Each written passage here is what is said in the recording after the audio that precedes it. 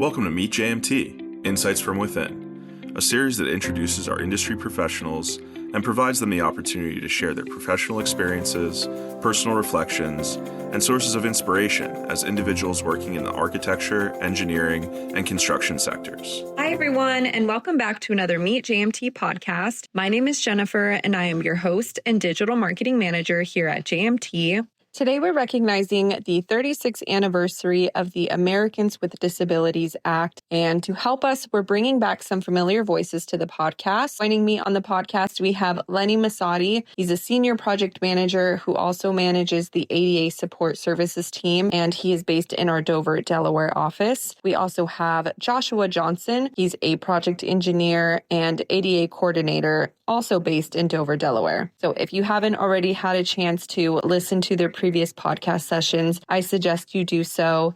In those episodes, they give us just a little bit more insight into their personal background and a look at some of the work they're doing here at JMT. You can find those episodes on our Meet JMT Buzzsprout platform. Thank you both so much for joining me again. I have a feeling this is going to be a very informative podcast for our listeners. Before jumping into our main questions, I do want to provide a little bit of context. So for those that might not be aware, what is the Americans with Disabilities Act, also known as ADA, and how did each of you become involved in ADA and accessibility work? Lenny, we can start with you. Thanks, Jennifer. At its core, I would say the ADA is about civil rights and ensuring that all persons have the opportunity to benefit from public programs, services, and facilities, regardless of variations in individual ability. Perhaps this was most memorably depicted in the iconic photographs of individuals who couldn't enter public court buildings due to monumental staircases that literally blocked access to their participation in civil rights court proceedings for many mobility device users. My professional journey with the ADA started fresh out of college. One of my earliest project level submittals to a local municipality, they had responded that the plans for a retrofit of a theater to a church looked fine, but needed to include a note stating that the municipality had not reviewed the project for ADA compliance and that the engineer of record was responsible for ADA compliance of the project and related facilities.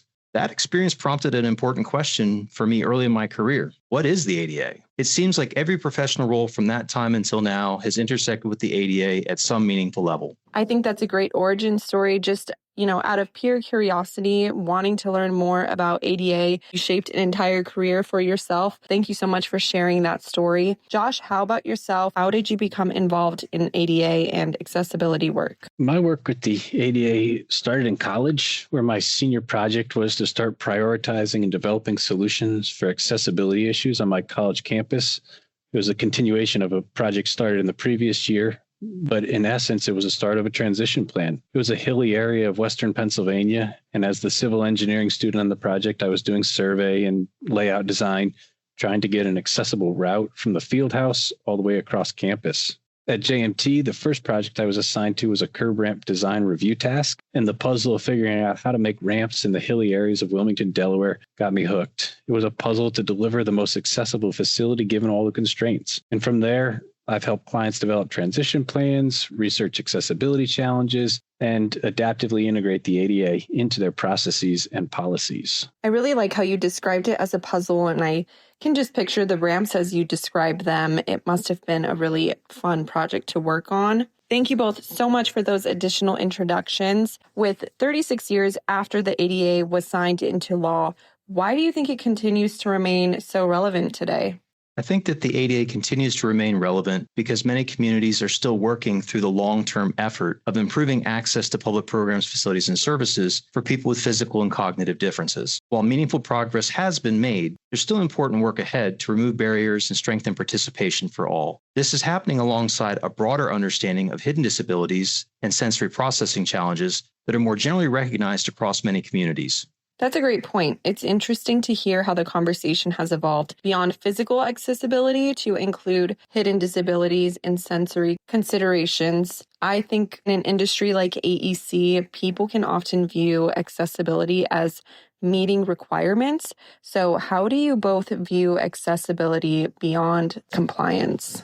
I think the words are generally used interchangeably, and that can lead to misunderstandings. Something is accepted as accessible if it meets compliance criteria, And generally, that's probably true. But trying to separate the concepts, I would say accessibility focuses on the individual, where compliance focuses on what is being made or created or built, similar to using person-focused language that acknowledges the person before the attribute. A compliant design may not be accessible if the intended user is not able to use what is designed. Many compliant metrics are established for representative test case scenarios, and when applied to other things may inadvertently decrease accessibility. Just as an example, thinking about allowable reach ranges and pedestrian push buttons. There are caveats to keep in mind, but based on the Public Right-of-Way Accessibility Guidelines, PROAG, the side reach to interact with an operable part can be up to 10 inches. There are a lot of people who face physical limitations that may impact their ability to reach that far from, say, a mobility device. So if we were to design all push buttons 10 inches away from the sidewalk, it may be a compliant layout, but it also may not be accessible for various individual users. Interesting. That example really puts it into perspective. It sounds like compliance is the starting point, but accessibility requires a much deeper understanding of how people actually interact with the space. Lenny, did you want to expand on what Josh said?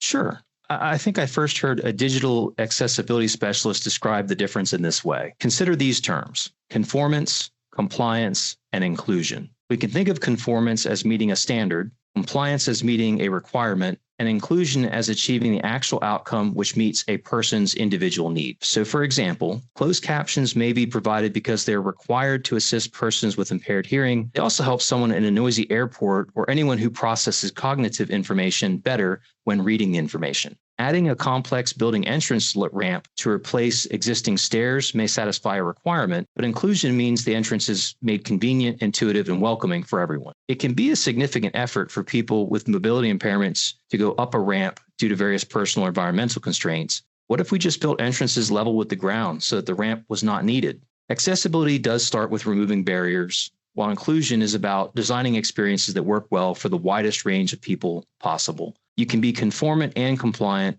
and still miss the mark on inclusion if people don't feel that they can fully participate. It's clear that there's a key difference between accessibility and compliance. I really appreciate the insight. I want to move into the real world impact of accessibility work. Are there any stories from projects where accessibility improvements really made a significant difference for a community, and what did the outcome look like? Yeah, we've seen corridors where gaps in the pedestrian network made it difficult or unsafe for people who rely on mobility devices to use the intended pedestrian route. In those cases, improvements help reduce risk, restore more reliable access, and support equivalent functionality for all users. Helping everyone travel safely and benefit from public programs and services continues to be a very rewarding part of supporting communities in their ADA compliance efforts. I'm always pleased to see local communities and DOT projects align to expand accessible networks and address locations where sidewalks, crossings, or pedestrian routes don't yet connect in a compliant way in a meaningful sense. Connecting everyone to safe, reliable pedestrian networks builds upon the requirements of the ADA and can help better position pedestrians in the face of increasing pressures. We're supposed to reduce roadway fatalities by every available means.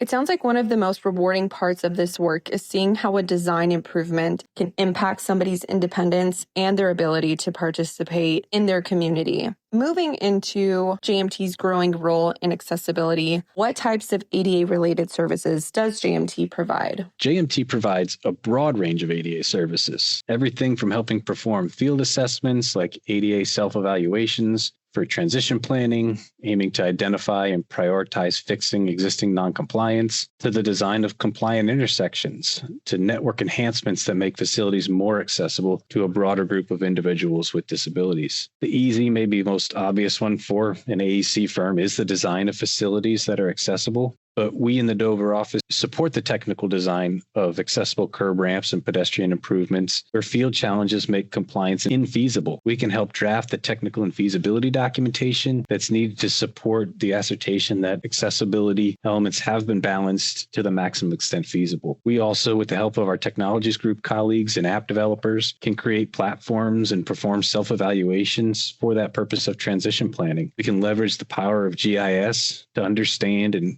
map priority projects based on local planning priorities. JMT also provides programmatic and policy-related ADA services that help agencies and local governments build accessibility into their public program services and events. This can include reviewing outreach procedures, venue accessibility, communications support, accommodation request processes, and foundational ADA program elements such as public notice, grievance procedures, self-evaluations, and transition planning. Other ADA policy matters can include helping agencies think through how to respond to public inquiries related to accommodations, facility access, seating, mobility support, or other requests that might involve accessibility considerations. These inquiries can begin with an ADA lens, but may also involve additional factors that need to be considered thoughtfully, especially when there are opportunities to support inclusion and community-guided outcomes beyond minimum requirements. We advocate for policy training that emphasizes integrating the ADA as a core building block for access, participation, and equitable service delivery. This helps shift the focus beyond a narrow building code standards mindset and supports a broader approach to accessibility that extends past physical barrier removal and really helps kind of bring the intent of the ADA civil rights and inclusion into focus. Thank you so much for that insight. Going off the previous question, what are some of the common challenges agencies and organizations face when working toward ADA compliance? And how does JMT help clients navigate those challenges? Many agencies and organizations are managing complex infrastructure, complex funding, and programmatic needs. And ADA considerations are often connected to all of those factors. Accessibility ties into inclusion, connectivity, and sustainability initiatives. We can look at our approach to projects, like, for example, highway projects that include pedestrian features, and ask how the specific ramps being rebuilt fit into broader transition planning. We can encourage clients at the scoping level to include additional work that can benefit from the economy of scale that improve accessibility within the project limits. We can also encourage collaboration with all the stakeholders in an area, municipal, state, private entities, so that the broadest improvements can be made in the most efficient manner. Accessibility improvements often have to be balanced with limited funding and the need to address aging or failing infrastructure systems. In that environment, ADA remediation may be planned alongside new pedestrian networks and multimodal trails,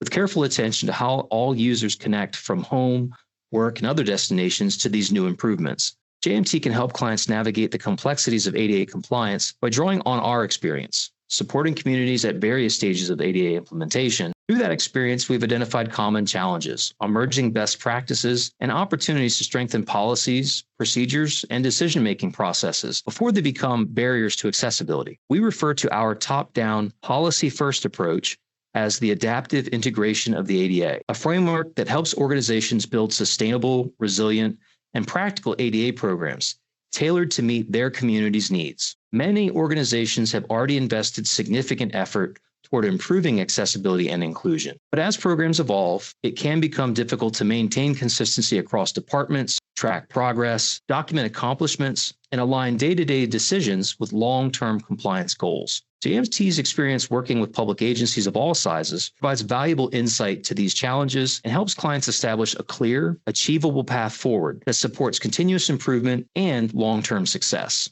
Well, it sounds like you've both seen agencies at different stages of their ADA journey. I certainly learned a lot from you both today, from the real world impact accessibility has on individuals and communities, but also the amazing services that JMT has to offer. I want to thank you both so much for joining me on the Meet JMT podcast today, sharing your insights and perspectives on this very important topic, and also helping us to recognize the 36th anniversary of the Americans with Disabilities Act. But before we leave, if our listeners were to take away one message from this conversation, what would you want it to be? And also, what excites you the most about the future of accessibility and inclusive design? For my part, I think a takeaway message would be that the core importance of the ADA is really about civil rights and a societal responsibility to end discrimination that prevents individuals from participation on many levels. If we encourage clients and peers within our industry to understand that their roles allow them to exert ADA influence and train them to look for ADA opportunities, I believe that we can help them expand their ability to do good for greatness' sake.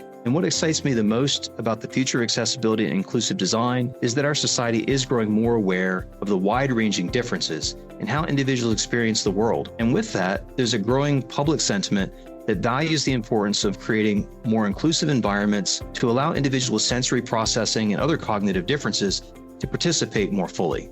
Accessibility work resonates deeply with JMT's vision to create a brighter future where our people, partnerships, and communities thrive, and our mission, which is to strengthen communities by delivering thoughtful design and program management, smart infrastructure, and innovative solutions. I think the greatest good is achieved when everyone is able to participate in life. That means our communities are better when they're accessible for everyone, including persons with disabilities. It's exciting to be able to help in this arena by designing compliant facilities and delivering accessible projects. While sometimes it may take a little extra thought and processing, the end result will be worth that effort. The work discussed today is one way that JMT helps transform that vision into reality, creating more inclusive communities and a brighter future for everyone we serve. Thank you for tuning in, and we hope you enjoyed the Meet JMT podcast today.